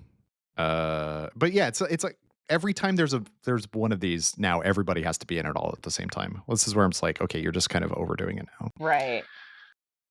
There's also really, which comes into the fore that Cigarette Smoking Man is Mulder's dad, actually. Like they really kind of solidify that so that he and Agent Spender are like half brothers and stuff, and it's like which also complicates the Diana stuff, because they sort of intimate at times that she's also sleeping with Cigarette Smoking Man. Yeah. So she's sleeping with the Father and the Son. Yeah. And the Holy Ghost. I don't know.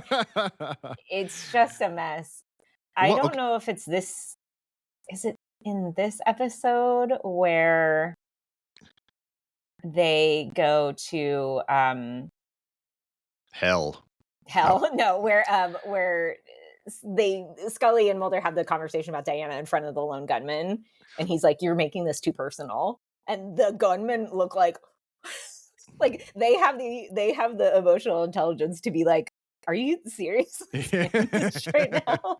It's such a funny moment because you think of them as being like, I think the gunmen are like Team Scully, whatever it gets down 100%. To it. Oh yeah, and I love that about them. Yeah, they are friends with Mulder, but they like Scully way more. Yeah, if it comes down to the two of them, they're on her side. And she sort of like brings them in. I think it's this episode. No, maybe they're not in this one. Maybe it's the next one. No, they're in One Son for sure. They're in One Son, yeah. But it's a funny moment. Yeah. And you just it's so infuriating. That whole relationship is just so infuriating because it doesn't make any sense. Why would you trust like completely this person? And it only ever really comes up when she's in the episode, and so it's sort of just like this doesn't feel. They never talk about her when she's not there, so no, they do not pass the Bechdel test. It really does not mesh. Yeah, they do not pass the Bechdel test. That's not what the Bechdel test is, but it's talking about a character who's not around is not the Bechdel test. But, but yeah, like this one has it's got Skinner, Kirsch, Spender, Diana Fowley, Smoking Man, Cassandra, the Lone Gunman. Bill Mulder's in it in a flashback. Marita Covarrubias, Alex Krycek, all the elders. Like, it's just like, come on. There's so many people in this episode. There's so many people. And I just get, I don't know. By this point, I get really like bogged down, or I think the show is getting really bogged down, and I get kind of like tired, and I can't tell one thing from the next at a certain point. Well, because the episode ends with Cigarette Smoking Man shooting Spender in the head. Right. Which he, of course, somehow survives. He got better. As Cigarette Smoking Man does after his eyes sockets burn. And anyway, that it just like feels like that should have some kind of impact, but it doesn't, because like you don't care about Spender, and you already know this guy is evil, and so like I don't know. Cassandra's an alien, so it's like none of it actually matters that much. It's funny that he does it just because he's not Mulder. Like he's like, you suck at this. Actually, my other son was better at this, and it just tries to take him out. That's when we get another Arthur Dales episode with Aguamala, which is also a Brown episode.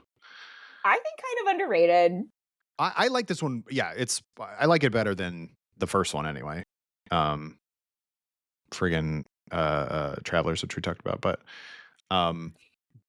grody stuff in water is always gonna. People trying to survive a hurricane in which there is some sort of like alien monster in the water, and it's kind of like I like an episode that brings together. It's not. I wouldn't call it a bottle episode because it's not. But I like an episode that brings together all these people who wouldn't like. They end up having to like take in and shelter their looter. Yeah, they don't want to like go out and die. It's all these neighbors who don't really know each other. Scully delivers a baby. Mm-hmm. Wearing like a kitchen apron. There's a cat. Interestingly enough, this episode has Joel McKinnon Miller, who played Scully on Brooklyn Nine-Nine, and both Scullys. The Rain King had Dirk Blocker, who played Hitchcock. Yeah, that's right. Interesting. There's just guys who live in LA who can be in shows. Totally. That's basically We've now moved on from Vancouver guys to LA guys. Yeah, very much. And we have to fly out the Vancouver guys. Yeah. But this was the last appearance of Darren McGavin in the show because I believe he passed. Oh, he had a stroke. Yeah. And so he was replaced on the show. He did not pass away until a little bit later, but yeah, he wasn't able to do it. We get it, and we get a second Arthur Dales. I know. So many Arthur Dales. Everybody loves Arthur Dales. Next episode is Monday, which is another Gilligan. This was Gilligan and John Chabon. This is the Groundhog Day episode. Where there's a bank robbery, and the only person who remembers it is the bank robber's girlfriend, who's just like, you gotta not do it, and then he does every time. Mulder always gets killed, or Scully, one of them always gets killed. And it's shot in downtown LA, which is awesome, and it just looks really good. It's a really well shot episode.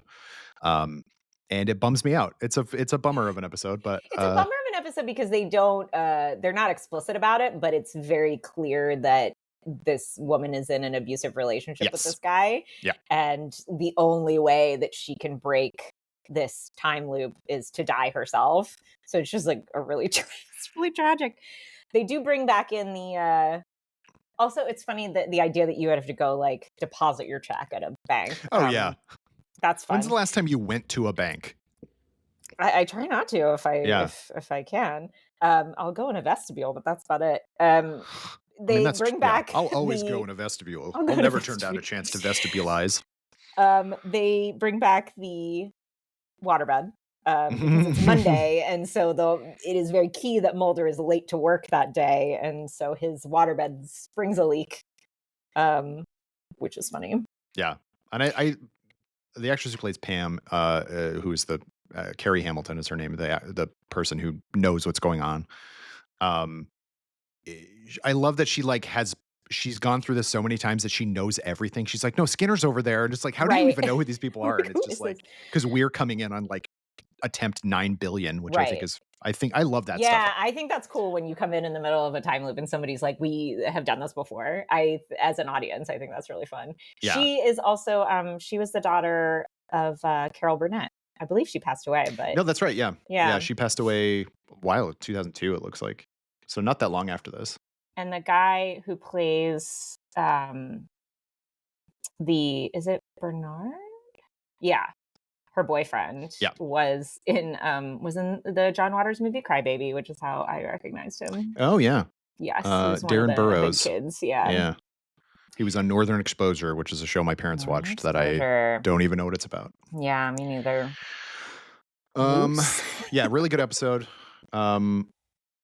There's too many episodes. This is the problem. So Arcadia is the next one, and this one is a fun one. This is where they go and pretend to be Fake homeowners. Married. Fake married, always fun. It's calling each other Rob and Laura again. Yes. There is a lot of Dick Van Dyke love in the XFiles.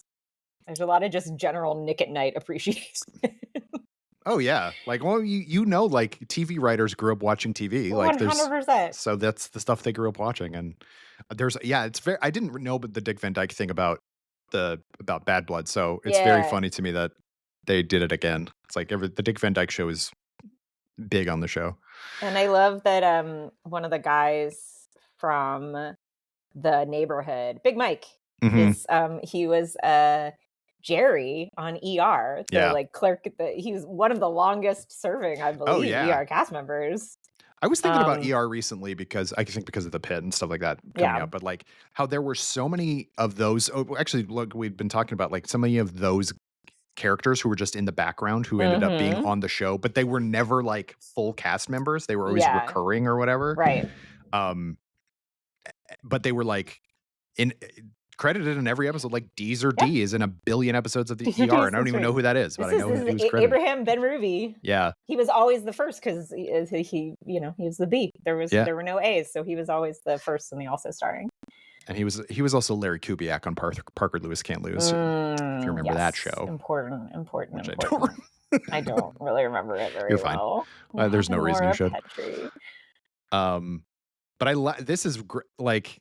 This is a very funny episode, especially as we are now grown up people. Where like I think homeowners associations are absolute bullshit, and the idea that you can't put a basketball hoop up because it doesn't like it's actually kind of like weirdly hot fuzz where it's like they're doing these awful things and killing people and using Tibetan tulpa magic to make monsters appear and kill people specifically because your house is gaudy. right It's very funny. It's I do love that stuff. Said, I love an Evils of Suburbia episode. Yeah, and I do think this is one of the few episodes in the season where if you squint you can sort of see the effect of the Diana Jeffrey stuff on Mulder and Scully, because they are like he's just like giving her a hard time the entire time they're there.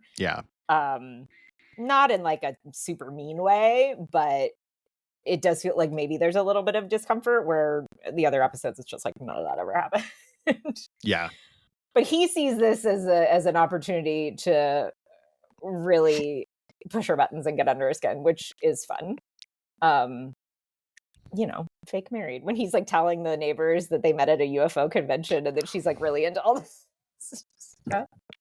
It's adorable, and it's cute. And she just kind of has to, because like she's like, she has to go along with it, otherwise, she has to go along with it. It's great. A very funny episode. Alpha is one of the episodes that I think most people don't like. Hate it. It's about, I guess, about a werewolf kind of shapeshifter It's like a creature, but dog thing. yeah. It should Um, be better because they're the whole it starts with this woman who like Mulder has been communicating with on the right. internet, and just the idea that he could have people who he's talking to on the internet who are like kind of weird and kind of obsessed with him and maybe know something and maybe are not like trustworthy and could be a really interesting story in 1998, but it's not. Like she's No. such a nothing character and it goes nowhere. So that's the bummer of this episode for me, is that I think you could tell like a cool story about internet communication with somebody who's like, I mean, a conspiracy theorist on the internet. Shocking. Florals for spring. Like, yeah, like they could have done something a little bit more fun, but no. Dog. Yeah. eh, and it's just kind of boring. Like, Yeah. even though it has Andrew Robinson in it, who is like, he was in Hellraiser and he was the Scorpio killer in Dirty Harry and stuff, but Oh, cool. boring episode. Boring. Trevor is an episode I don't remember. Trevor is a John state convict in Mississippi who is suspected of killing his prison warden under mysterious circumstances. He has the uncanny ability to pass through solid conductive materials. Oh, is this the...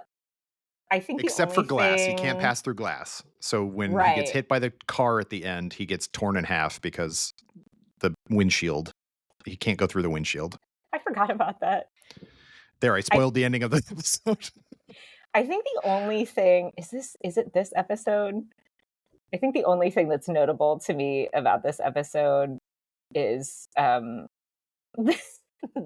when she's doing the autopsy, Scully mentions spontaneous human combustion and Mulder like clutches his heart and he's like, "Dear diary, today my heart leapt."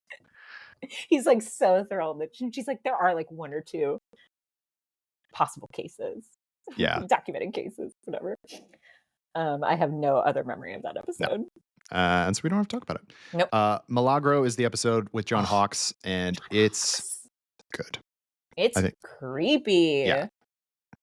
It's very creepy. It's such a good Scully episode. I think anything that deals with like her loneliness and the way that she feels like she's not being seen in the way that she wants to be seen is really interesting. And I think taking the idea that like, oh, it's like kind of a rom-com-ish idea where a guy's like, no, I'm the one. And it turns out that he's also just like he's just manipulating her and taking advantage of her loneliness for his own purposes. And it's just I really like that. And I like that she kind of handles it mostly on her own in this episode. John Hawkes is just phenomenal. I love him in everything. Yeah, and he's always been good, and like he was always kind of one of those that guys, and then I think maybe it was because of Deadwood where everyone was like, oh, he's on a show consistently and now we know how good he is. But like because he was in From Dusk Till Dawn, he was like the clerk in the opening sequence of the gas station. That was the first time I ever saw him. What was it called? Martha Marcy, Name Right. Oh yeah, oh man, he's really good in that. Yeah, he has like, and this is I mean, it's complimentary. He had the like cult leader energy. It just, it really, you believed it from him. Milagro is, and it's, I don't know, like having somebody you don't know like write you really intimate letters is just a creepy idea to start. Yeah. There's a whole like ickiness to this episode. I think that's really, again, effective. Well, and the fact that it's like it's the heart, in terms of romance and kind of just like feelings and stuff like that, but it's also literal hearts because somebody's tearing people's hearts out.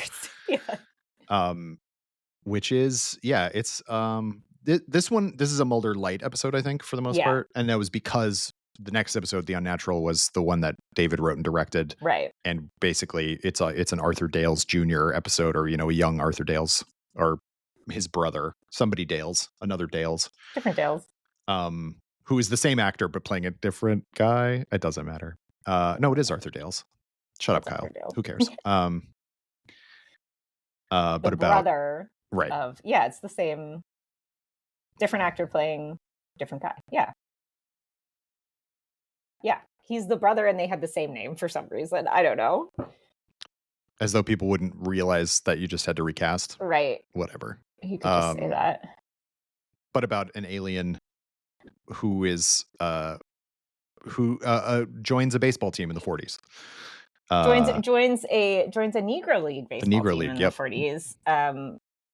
Which this is one of those episodes that I rewatch and I think, like, yeah, this is a tight. It's but one I of those like I could good see what he's episode. trying to do. And I think it works because there isn't like a happier, less plausible ending for Exley. Like it ends the way it probably would have. And I think that's what makes it, because I don't know. I think, as we've learned from Hairspray, anytime you are like, racism is sort of like this, it's like, no, maybe not. I don't know. But just the idea, I think his love of baseball more, and like him trying to assimilate into that, is more about Mulder than it is about racism necessarily. I think it is more reflective of that. And but I think it's just an interesting story to tell about someone in that league and his relationship with that Arthur Dales. Which is a lot more homoerotic than I remember. I was like, oh, they're in love, maybe. You can tell also how Jesse I L. watch Martin television. this was like this is another Rent person. Pre-Rent, or not post-Rent, pre-Law and Order. Yeah. Yes. He's very handsome in it and super charming. Yeah, I like this episode a lot. I think it's well, and then the end is just... So you'd already mentioned it a little bit, but this episode aired 5 days after the Columbine massacre, and I was in that school district. Oh no. So it was very big, and so I remember being like, oh yeah, the XFiles is on, and like watching it, and kind of it was a weird time. Oh yeah, I'm not really registering anything. And so going back and watching it, I kind of can't. And anytime I remember, like, why don't I really remember this one? And I go, oh, that's right. Yeah, your brain was like, nope, we're not gonna process this. So yeah. Well, it's I think there are 3 kind of cast vanity episodes in this season, or is that next season that I'm thinking of? Maybe next season. This is the only one of this season. In season 7, there's more. But I think like David like makes the case for the episode and for him getting to do both of these things. Like I think it actually brings something new to the show and something. Oh, for sure. Yeah. Yeah. And I say that because it's not true of all of those episodes, but I think that this one is particularly good. I mean, he is like a writer and was a writer before, like in college and stuff and in grad school, but so he knows what he's doing. When he also knows the show, like by this point, and like they'd been making the show for a long time, and they know the characters. And I do love the fact that both David and Gillian were sort of like taking so much ownership over the characters and stuff like that, that they're the ones who kind of shepherded the relationship growing and stuff like that. They did. It's their episodes where they were like, I'm writing this, and if you're gonna cut it, then because The Unnatural is the one that ends with him like teaching her Scully how to play baseball, and he grabs her from behind and stuff like that. It's like, which, okay, canonically, Scully was a tomboy. You're telling me she doesn't know how to hit a ball? She's playing into it. She's pretending that she doesn't know how to hit a ball. She grew up with that brothers. Scene is so She's good, fine. and there's the little like poor boy shagging the balls. It's so good. That is one of my favorite scenes in all of television. It's so good. They're so like, it's so lived in at that point where you just think it's silly to me to resist something that is so clearly happening. And it kind of makes you look stupid for trying to and like making up reasons for why it can't. Like, I don't know. It's at a certain point your story takes on like a life of its own. And especially when your lead actors are like making out on camera just for fun, like knowing that you're going to cut the scene, like just to annoy people. Respect to that. Fun episode. Second to last episode of season 6 is Field Trip, which is a nightmare of an episode. Not Wait, we that didn't it's talk bad. about Three of a Kind. Oh, we didn't talk about Three of a Kind. You're absolutely right. apologies. This is the sequel to Unusual Suspects. The only thing important about Three of a Kind is that Scully gets dosed with some drug that makes her very giggly and unlike herself, and it's really a delight to watch. And Mulder's not there to see it, unfortunately, but the gunmen are, and they take very good care of her. But it's a really great Gillian performance. And it's nice to see, because we know that like in real life she's very irreverent and funny. Oh yeah, and so it's fun to watch her like cut loose and do that. Suzanne Badesky's back, and then also Morris Fletcher. Fletcher in like a random cameo. Yeah. They don't even talk to him, I don't think. No, he's just there. He's just there at whatever this convention is that they're at. Yeah. A high stakes poker game. And so by this point, I can't remember. This is just about the time when the Lone Gunmen TV show is going to start, I think. I think so.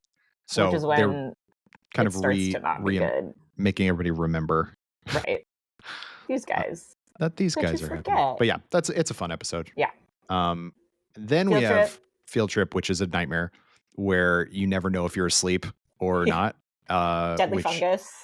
Yeah, the fungus, and it's the episode has like 4 different endings because we keep thinking, like, this is the way it ends, and then they wake up again. Oh, it's good. I like it. It's buried in, and they're covered in all these spores of this disgusting fungus. But I love the imagined timeline where like Mulder finds an alien and then just keeps it as a pet. Yeah.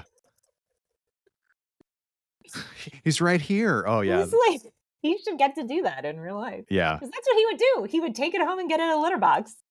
Yeah. Bless. Okay. Biogenesis. Okay. Yeah. Biogenesis is the finale of season 6. And I think this is an interesting one. This one has the Ivory Coast stuff at the beginning, and there's just a big old spaceship that they've uncovered on the beach, and God help us, Diana Fowley's back again. God. But Albert Holstein is also back. That's true. That was an exciting, because I didn't remember that he was in this one when I did the rewatch, and it's like, oh yeah, he's back. He's great. Yeah, and this is like. And then, this is like Mulder's weird brain disease? Yeah. Oh, this is one of those things that I saw a tweet a while ago, and I sent it to our friends who I did the rewatch with, and it was like, some things in XFiles canon just do not exist to me. Like, I read about it, and I'm like, oh, good thing that didn't happen. And that's how I feel about Mulder's brain disease. Like, that is fake to me. That never actually occurred. And this was like, they had to kind of figure out, because at the end of Two Fathers, One Son, they finished basically the mythology as they had set it up was done. Right. And so other than the Samantha stuff, which they take care of in season 7, which is also not very satisfying. So they had to figure out some way to keep it going and change the mythology. And I just generally don't think any of the changes are all that good. Like this is going to sound stupid, but it's like, Scully's the one who has the brain disease. Like, you can't give them both brain diseases. Right. You know? Right. No, it's so true. Yeah. And I just don't think it works as well, like with Mulder, and then like he acts really erratically and everything like that. And it's just sort of, I don't know. I don't know. This is the breakdown for me. Like when it starts to, the show doesn't fall apart yet, but the mythology definitely does. Mythology definitely does. And it's been a few years at this point of like pretty solid season finales. For sure. And then this one is just kind of a stinker. Scully looks great though. She's wearing, like, when she gets to the Ivory Coast, she's got this like Banana Republic, like linen look going on. She looks so good. And you're like, where does she get these clothes from? She's never worn this before. She was just waiting for a chance to go to Africa and like sleep in a mosquito net and wear her linen suits. And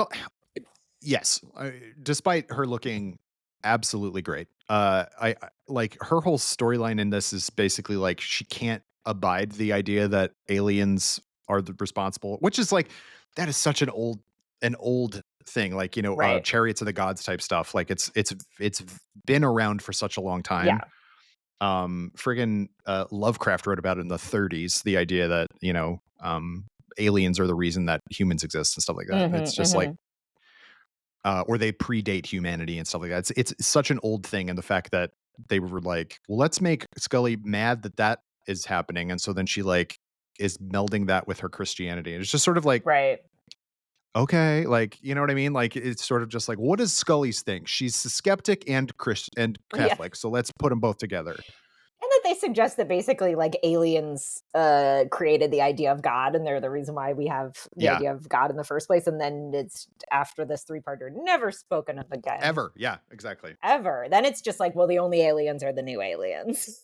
Like, yeah, the only aliens that we worry about are the new aliens, and those are the ones that are going to end the world in 2012 or whatever.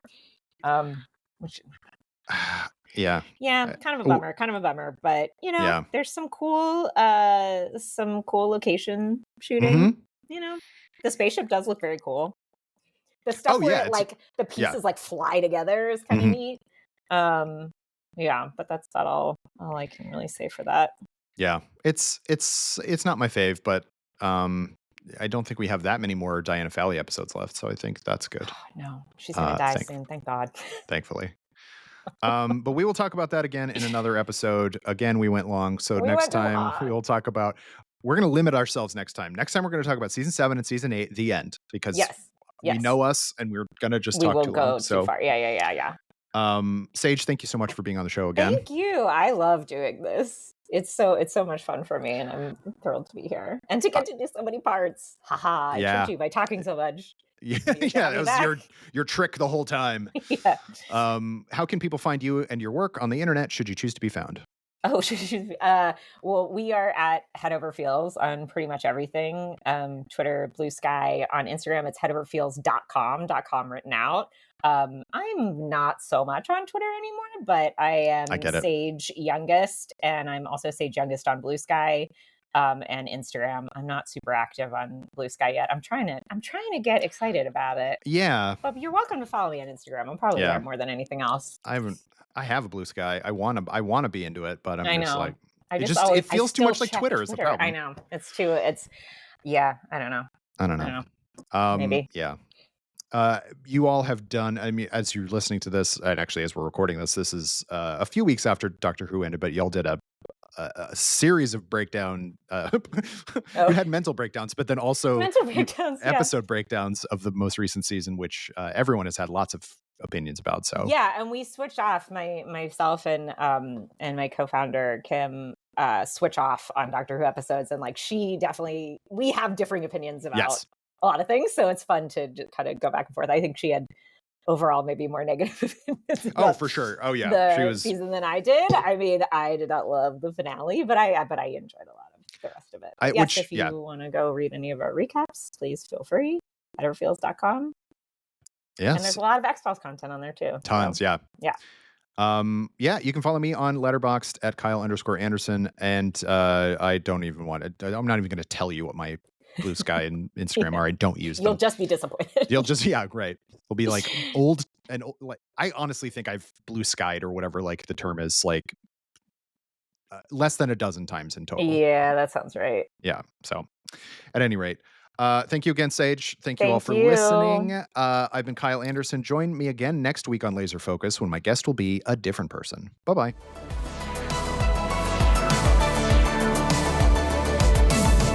Laser Focus is a production of Nerdist Industries and Legendary Digital Networks.